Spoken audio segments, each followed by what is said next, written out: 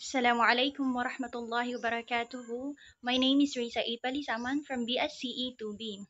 In this video, I'm going to discuss the section 7.3 uncertainties in the least square coefficients under chapter 7.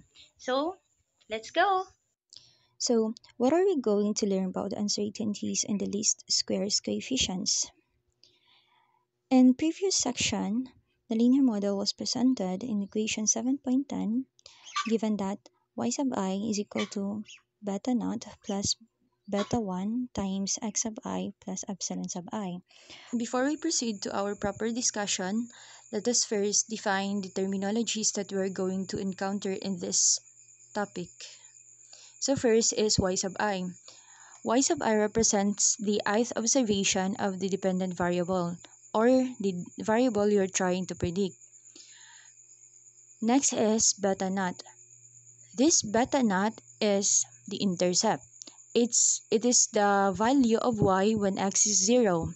It is where the regression line crosses the y-axis. Next is the beta 1. This is the slope. Beta 1 is the slope. It represents the change in y for every 1 unit change in x. It tells you how much the dependent variable changes as the independent variable changes. Next is the x sub I. This represents the ith observation of the independent variable, or the variable you're using to predict y. Next is the epsilon sub I. This epsilon sub I represents the error term. It represents the difference between the actual value of y and the value predicted by the model. It accounts for all the other factors that influence y but are not included in the model. It also assumed to be random variables. Beta naught hat is the estimated intercept and beta 1 hat is the estimated slope. So, as we can see, the author made these assumptions for errors in linear models. Under these assumptions, the effect of the epsilon sub I is largely governed by the magnitude of the variance sigma squared, since it is this variance that determines how large the errors are likely to be. Therefore, in order to estimate the uncertainties in beta naught hat and beta 1 hat, we must first estimate the error variance sigma squared. The estimate of the error variance squared is the quantity s squared given by the equation 7.32, where s squared is equal to summation of y sub I minus y sub I hat squared minus I over n minus 2. The estimate of the error variance is thus the average of the squared residuals, except that we divide by n minus 2 rather than n. The reason for this is that since the least squares line minimizes the summation of the residuals squared, the residuals tend to be a little smaller than the errors epsilon sub I. Putting in a summary, in the linear model, y sub I is equal to beta naught plus beta 1 times x sub I plus epsilon sub I. Under assumptions 1 through 4, the observations y sub 1 to y sub n are independent random variables that follow the normal distribution. The mean and variance of y sub I are given by mu y sub I is equal to beta naught plus beta 1 times x sub I, and sigma squared y sub I is equal to sigma squared. The slope b sub beta 1 represents the change in the mean of y associated with an increase of 1 unit in the value of x. So, we are now representing these two formulas manipulated from equation 7.14 and 7.15 in section 7.2. These two formulas, equation 7.34 and 7.35, are used to calculate the means and standard deviations of estimated intercept and estimated slope that we will use in our future examples. So, under assumptions 1 through 4 in page 544, the quantities estimated intercept and estimated slope are normally distributed random variables. The means of estimated intercept and estimated slope are the true values estimate are the true values of slope and intercept respectively. The standard deviations of estimated intercept and estimated slope are estimated with equation 7.36 and 7.37, whereas is equal to square root of 1 minus r squared times the summation of y sub I minus y bar squared over n minus 2. So, we're moving on to our example 7.9. For the Hooke's law data, compute the standard deviation, standard estimated slope, and standard estimated intercept. Estimate the spring constant and the unloaded length and find their uncertainties. So our solution here, as we can remember, in example 7.6, in section 7.2 under kay Mr. Cansabo, we are given the following data.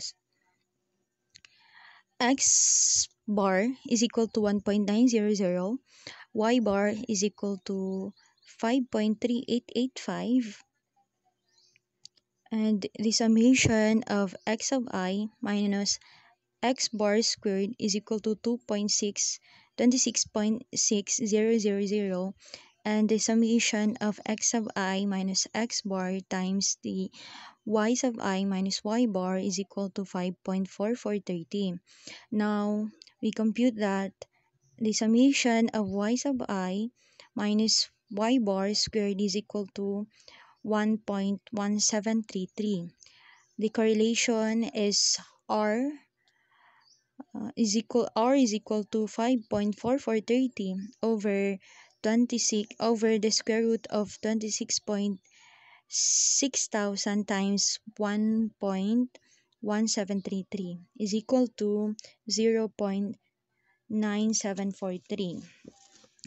So we all know that in order for us to calculate the standard deviation, we can use the formula in equation 7.33, where standard deviation is equal to square root of 1 minus r squared times the summation of y sub I minus y bar squared over n minus 2.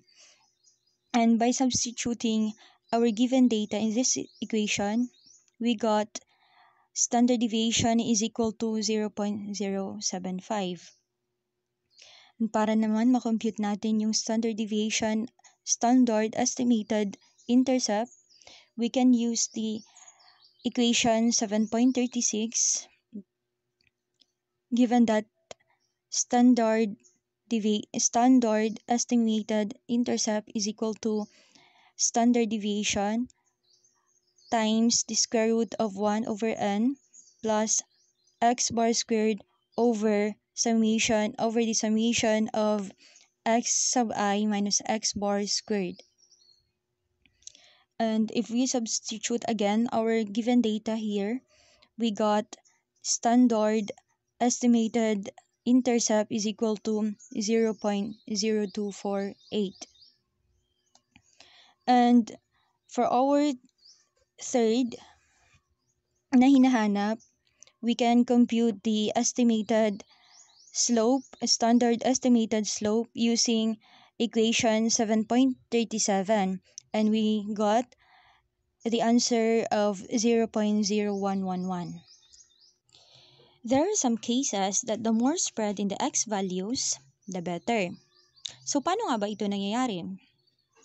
It is said that when one is able to choose the x values, it is best to spread them out widely. The more spread out the x values, the smaller the uncertainties and estimated intercept and estimated slope. Specifically, the uncertainty sigma beta 1 and estimated slope is inversely proportional to the square root of the summation of x sub I minus x bar squared, or equivalently to the sample standard deviation of x sub 1, x sub 2, and so on. But wait, there is a quotient. If the range daw ng x values extends beyond the range where the linear model holds, the result will not be valid. So let's see our next example in 7.10. Two engineers are conducting independent experiments to estimate a spring constant for a particular spring.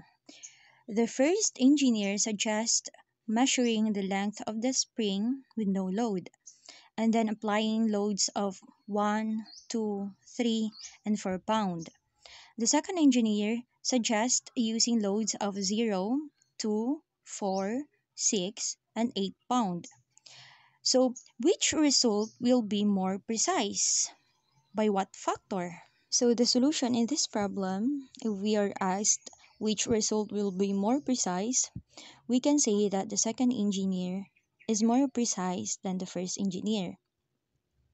Why? It is because the sample standard deviation of the numbers 0, 2, 4, 6, 8 that the second engineer suggested is twice as great as the sample standard deviation of the first engineer's 0, 1, 2, 3, 4. Therefore, the uncertainty for the first engineer is twice as large as for the second engineer. So, the second engineer's estimate is twice precise. But we have made two assumptions in this solution for this example. First, we assume that the error variance is the same for both engineers.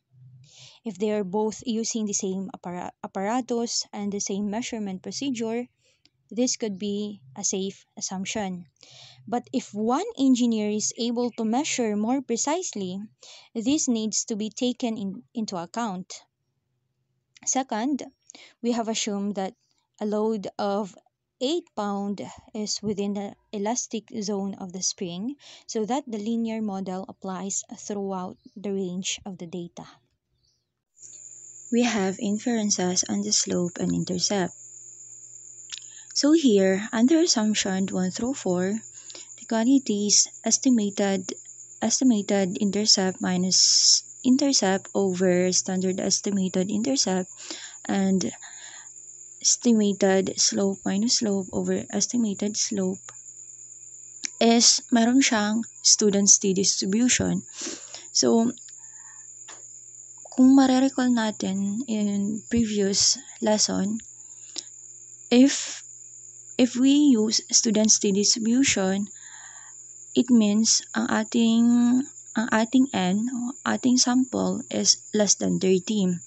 And with this student's t-distribution, dito, gagamit tayo ng n-2 degrees of freedom. Confidence intervals for our slope and intercept can be derived in exactly the same way as the student's t-based confidence interval for a population mean.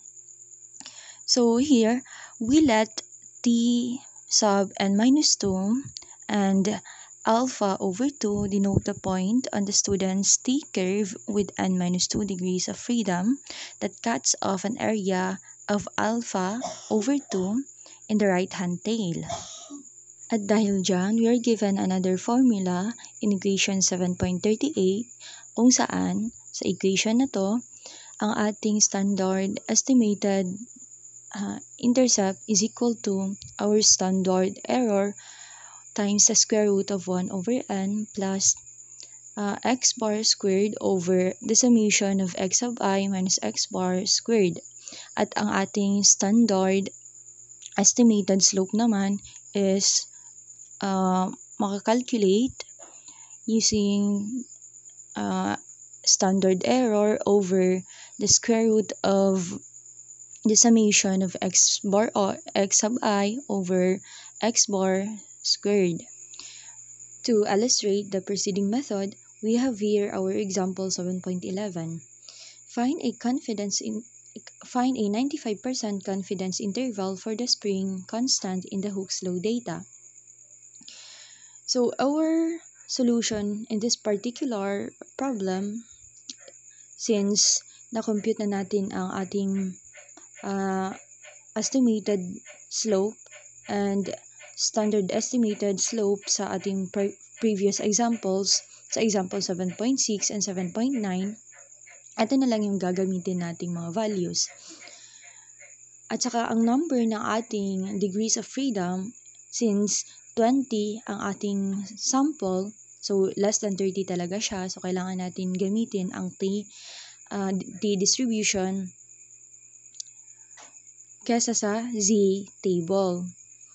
So, ang ating n is 20. Kung minusan natin ng 2, makakuha tayo ng ating numbers of freedom na 18. So, the t-value for a 95% confidence interval is 2.101. The confidence interval for our slope is therefore 0.2046 plus or minus 2.101. Ito yung ating confidence interval timesan or multiply by our standard estimated slope na 0.0111. Makakuha tayo ng sagot kung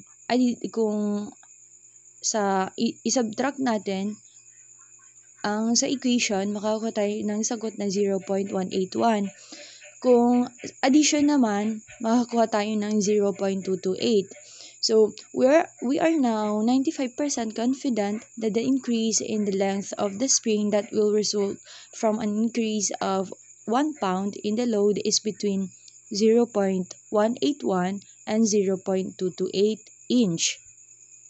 So, of course, this confidence interval is valid only if within the range of the data na 0 to 3.8 pound. So, that's all for this lesson. Again, this is Risa A. Palisaman, your reporter, and sana may natutunan kayo. Thank you.